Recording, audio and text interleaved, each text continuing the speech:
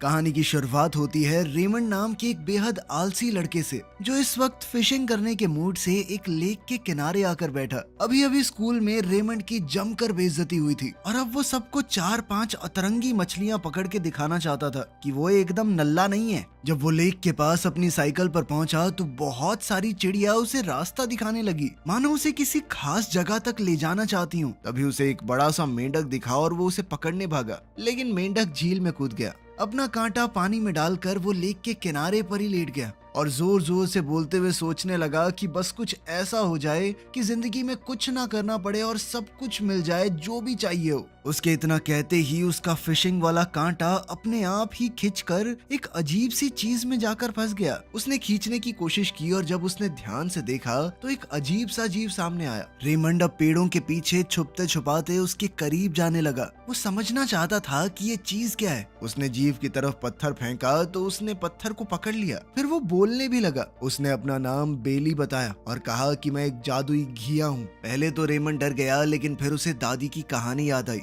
वो अक्सर उसे जादुई घिया की कहानी सुनाया करती थी, जो अपने मालिक की हर एक इच्छा को पूरा कर सकता है, बिल्कुल एक जिन की तरह। तब उसे समझ आ गया कि ये जीव उसे नुकसान नहीं पहुंचाने वाला। बेली ने कहा कि वो रेमंड की हर इच्छा पूरी कर सकता है। रेमंड को इस बात पर यकीन नहीं हुआ। उसने कहा, अगर सच में तेरे अंदर पावर है तो एक मछली अपने आप मेरी बाल्टी में आ जाए। रेमंड ने थोड़ा देखा, लेकिन कुछ हुआ नहीं, इसीलिए वो वहाँ से निकलने लगा कि ये बकवास कर रहा था। तब बेली ने बताया कि पहले एक शर्त माननी पड़ेगी तुझे। शर्त ये थी कि रेमंड किसी को भी उसके बारे में नहीं बताएगा। अगर लोगों को पता चल गया तो लोग उसे पकड़कर जबरदस्ती अपनी सारी इच्छाएं पूरी करवाने लगेंगे, जिससे उसकी जिंदगी बहुत बेकार हो जाएगी। रेमंड ने वादा किया कि वो इस बात को राज ही रखेगा। इसके बाद बेली ने अपना जादू शुरू किया। झील की सारी मछलियां हवा में तैरने लगी। बेली ने कहा कि जो मर्जी मछली चुन ले, और फिर रेमंड की पसंद की मछलियां उसकी बाल्टी में रख दी गई। फिर उसने कहा कि अगर कुछ खाना मिल जाए। बस इतना सुनते ही बेली ने रेमंड की सारी पसंदीदा चीजें जादू से बना दी। वो उसके आसपास घूमने लगी। रेमंड एक एक करके सब कुछ चखने लगा। खाना खाते हुए रेमंड सपने सजाने लगा कि बस अब तो कुछ नहीं करना, जिंदगी भर आराम से एकदम मजे से जीऊंगा मैं। अब रेमंड को थोड़ा और समझने के लिए कहानी वक्त में पीछे जाती है। इस वक्त रेमंड दुनिया को बचाने का सपना देख रहा था। जब पृथ्वी पर एक बहुत बड़ी मुसीबत आ गई तो रेमंड अपनी स्पेसशिप में गया और सबको बचा लिया। लेकिन तभी अचानक उसे अपनी दादी की आवाज सुनाई दी और फिर भाई साहब नींद से जाग गए। उसकी छोटी बहन सोफी भी उसके ऊपर चीख रही थी कि स्कूल के लिए उठना पड़ेगा अब। सोफी ने याद दिलाया कि उनके माँ बाप एयरपोर्ट जा रहे हैं। रेमंड तुरंत उनसे मिलने भागा और अपने माँ बाप से कहा कि ऑल द बेस्ट, ध्यान से जाना। माँ ने कहा कि चलो जाने से पहले तुमसे मिलना तो हुआ, लेकिन पापा ने सख्ती से कहा कि स्कूल के लिए लेट हो जाओगे, जल्दी निकलो। इसके बाद वो स्कूल के लिए निकल गया और रास्ते में अपने दोस्तों से मिला। तब सूजी ने उससे पूछा कि तुमने मैथ्स के टेस्ट की तैयारी की है। रेमंड भाई साहब को तो तब टेस्ट के बारे में याद आया। अब वो बस यही सोच रहा था कि भगवान करे टीचर मुझे बुलाए ही ना। लेकिन क्लास में टीचर ने सबसे पहले उसे ही बोर्ड पर बुलाया। रेमंड ने सच बताया कि मैम मैं तैयारी नहीं कर पाया, मैं अपने मम्मी पापा की मदद कर रहा था, वो जा रहे थे कहीं पे। लेकिन इस बात से टीचर को फर्क नहीं पड़ा। उसने पूरी क्लास के सामने रेमंड को सजा दी ताकि सभी बच्चों को समझ आए कि बिना पढ़े आने का नतीजा क्या होता है। ये पहली बार नहीं था। रेमंड अक्सर पढ़ाई को नजरअंदाज ही करता था, इसीलिए उसके नंबर भी कम आते थे। क्लास के बोर्ड पर भी उसके नाम के आगे बस एक स्टार लगा हुआ था। लेकिन रेमंड खुश था कि चलो एक स्टार तो है मेरे पास। वो ज्यादातर समय उल जलूल सपने देखने में बिताता। उसने अपने दोस्तों को अपना साइंस प्रोजेक्ट के लिए बनाया हुआ रॉकेट का डिजाइन दिखाया, लेकिन जॉन ने उसका मजाक उड़ाया और कहा कि ऐसा रॉकेट बनाना बहुत मुश्किल है। ये सुनकर रेमंड उदास हो गया और वहाँ से चला गया। घर पहुंचकर उसने सुना कि दादी सोफी को एक जादुई घिये की कहानी सुना रही है, जो हर एक इच्छा को पूरी कर सकता है। रेमंड ने ये कहानी न जाने कितनी बार सुनी हुई थी, तो वो इसे नजरअंदाज करके अपने कमरे में चला गया। उसने एक जगह बैठकर होमवर्क करने की बहुत कोशिश की, लेकिन बार बार नींद की झपकी आ जाती। फिर वो मछली पकड़ने उसी लेक पर पहुंच गया जहां से कहानी की शुरुआत हुई थी। खैर, बेली का जादू से बनाया हुआ खाना खाने के बाद रेमंड ने आसमान की तरफ देखते हुए कहा, यार मैं हमेशा से उड़ना चाहता था।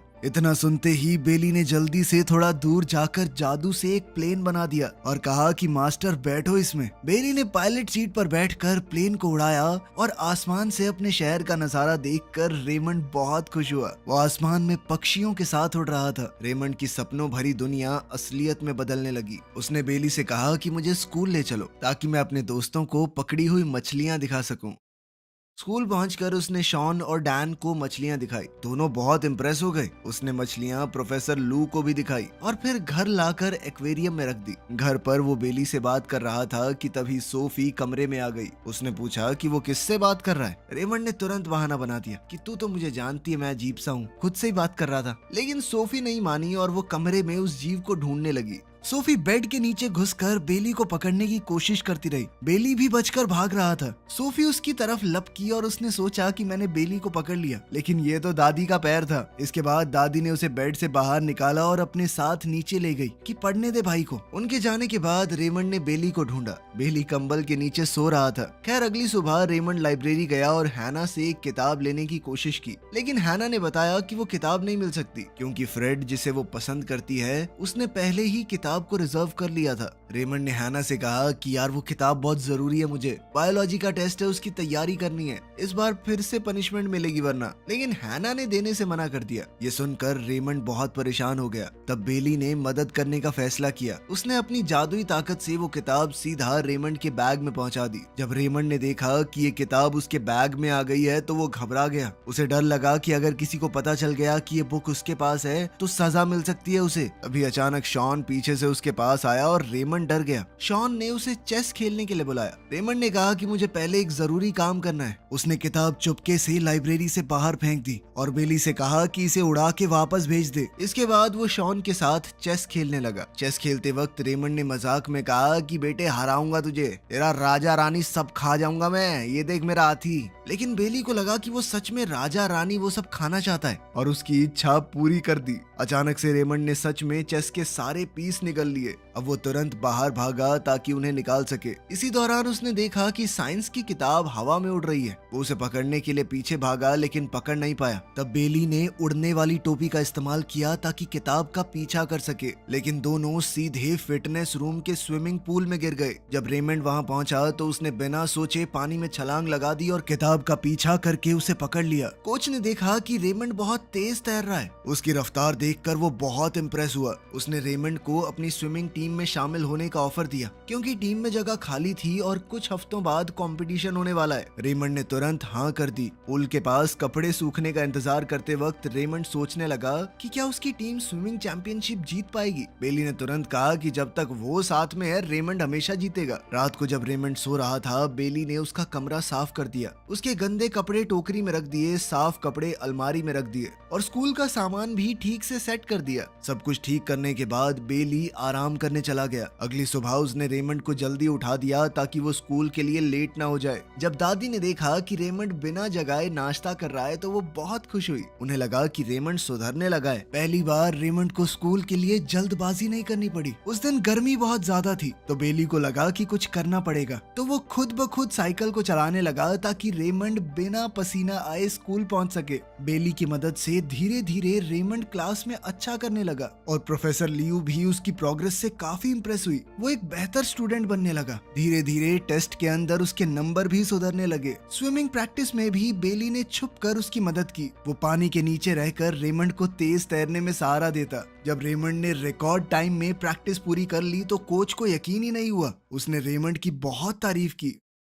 उस शाम खाना खाने के बाद रेमंड ने अपनी रॉकेट की ड्राइंग देखी जो उसने स्कूल के साइंस प्रोजेक्ट के लिए बनाई थी। उसे समझ आ गया कि जॉन सही बोल रहा था, वो रॉकेट बनाना मुश्किल है। वो हार मानने वाला था कि तभी बेली ने एक नया डिजाइन बना दिया, लेकिन रेमंड ने देखा कि नया डिजाइन तो और भी ज्यादा मुश्किल है। इसलिए बेली ने अपनी जादुई ताकत से एक रोबोट डॉग बना दिया। अगली सुबह रेमंड उसे स्कूल ले गया और अपना नया प्रोजेक्ट सबको दिखाया। ये गलगोटिया यूनिवर्सिटी वालों ने मूवी तो नहीं देखी हुई। सभी क्लासमेट उसकी तारीफ करने लगे। सब हैरान हो गए उस रोबोट को देखकर, लेकिन डैन ने रेमंड के रोबोट को चैलेंज दिया और दोनों के रोबोट्स के बीच में मुकाबला हुआ। बेली जैसे शरीर को हिला रहा था रोबोट भी एकदम वैसे ही चल रहा था। तो इस मुकाबले के लिए बेली एक मेंढक को सामने ले आया ताकि वो लड़ाई की फीलिंग ले सके। जैसे वो और मेंढक लड़े बिल्कुल उसी तरह दोनों रोबोट आपस में लड़े और इस तरह जादू की मदद से रेमंड के रोबोट ने डैन के रोबोट को हरा दिया। लेकिन जैसे ही क्लासमेट ने रोबोट डॉग को हाथ लगाया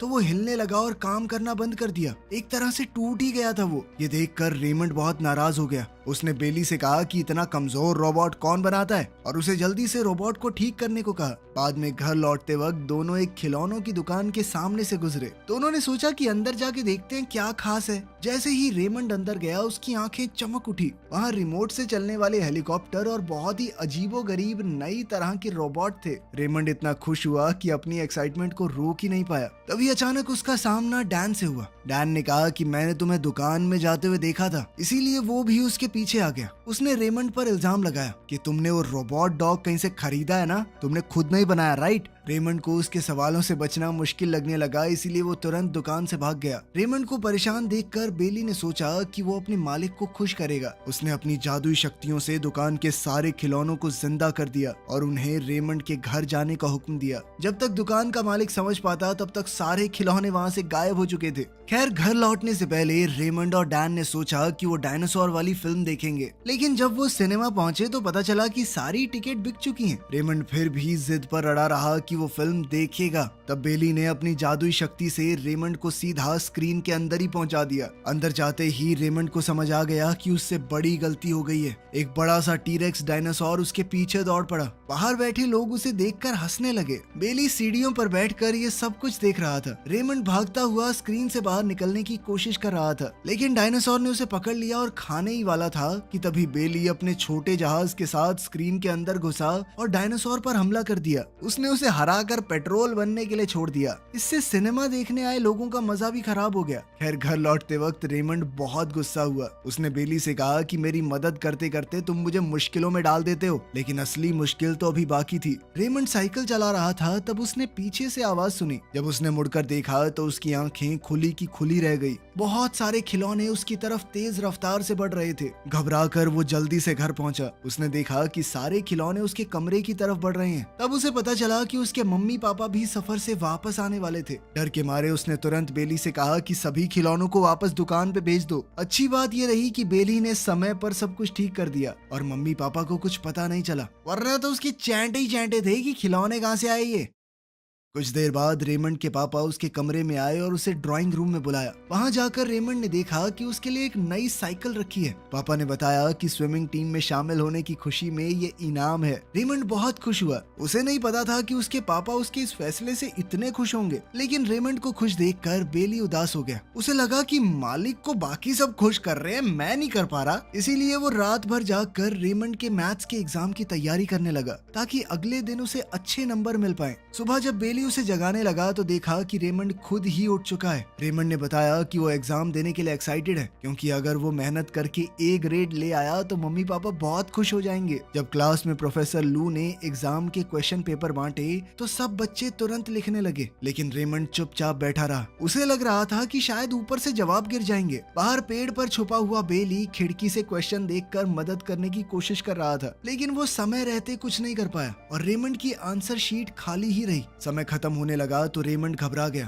तब उसने देखा कि सूजी लगभग सारे क्वेश्चन कर चुकी है। बेली ने जादुई शक्ति से सूजी के जवाब रेमंड की कॉपी पर पहुंचा दिए और सूजी की शीट खाली हो गई। जब सूजी ने अपनी खाली कॉपी दी तो प्रोफेसर लू को शक हुआ। फिर जब उन्होंने रेमंड की कॉपी देखी तो उस पर सूजी का नाम लिखा हुआ था, क्योंकि आंसर्स के साथ साथ नाम भी कॉपी हो गया। तब सच सबके सामने आ गया। सूजी अपने दोस्त से बहुत ज्यादा नाराज हो गई, क्योंकि उसने उसकी मेहनत चुराने की कोशिश की थी। इससे पहले कि टीचर रेमंड को पनिशमेंट देती, वो वहाँ से भागकर सीधा तालाब की तरफ चला गया। थोड़ी देर बाद बेली वहाँ पहुंचा। रेमंड ने गुस्से में कहा कि सारी गलती तुम्हारी है। उसने गुस्से में कहा कि तुझे पका के खा जाऊंगा मैं, घिया। बेली ने उसकी बात मान ली और खुद को ही सजा देने लगा। वो अपने आप आग में बदल गया, लेकिन जैसे ही वो रेमंड के हाथ तक पहुंचा तो उसका हाथ बुरी तरह जल गया। ये देखकर रेमंड को समझ आया कि ये घिया पागल है, हर बार इसकी मदद नहीं लेनी चाहिए। अब रेमंड उस जादुई घिया से बहुत ज्यादा गुस्सा था। उसने चीख कर कहा कि तू एक राक्षस है, जल्दी से यहाँ से चला जा, मुझे तेरा मुंह नहीं देखना। उसी पल बेली का रूप बदलने लगा।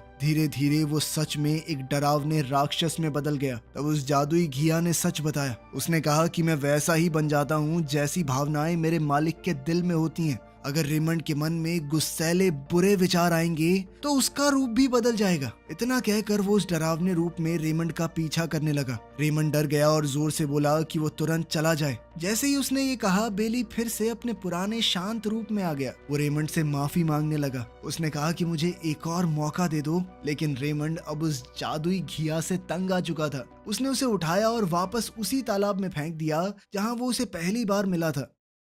कुछ ही देर बाद रेमंड की टीचर और उसके दोस्त उसे ढूंढते हुए वहां पहुंच गए। सब लोगों को उसकी चिंता हो रही थी। मिस लू उसे तुरंत स्कूल के डॉक्टर रूम में ले गई और उसके जले हुए हाथ की मरहम पट्टी की। साथ ही उसने उसे समझाया कि जिंदगी में जो भी चाहिए मेहनत से मिलता है। चीटिंग करना गलत बात है और उसका रिजल्ट हमेशा बुरा ही होगा। जब रेमंड बाहर आया तो उसने देखा कि उसके दोस्त बाहर खड़े उसका इंतजार कर रहे हैं। उसने तुरंत सूजी से भी माफी मांगी। सूजी ने उसे माफ कर दिया और कहा कि आने वाले एग्जाम्स के लिए मैं तुम्हारी तैयारी करवाऊंगी। अच्छे नंबर आएंगे तुम्हारी, चिंता मत करो। अब स्विमिंग कंपटीशन बस कुछ ही हफ्तों दूर था। रेमंड हर दिन लगातार प्रैक्टिस करने लगा ताकि अपनी टीम को जितवा सके। धीरे धीरे वो एक मजबूत और तेज स्विमर बन गया। जल्द ही वो अपनी टीम के सबसे बेहतर खिलाड़ियों में शामिल हो गया। इन सब घटनाओं के बाद भी बेली अपने मालिक को छोड़ नहीं पाया। वो अपने मालिक की चिंता करता रहा। वो चुपचाप दूर से रेमंड को देखता था। रेमंड को उसके होने का पता भी नहीं चला। बेली उसकी लगन देखकर बहुत खुश था और उसे अपने मालिक पर गर्व महसूस हुआ।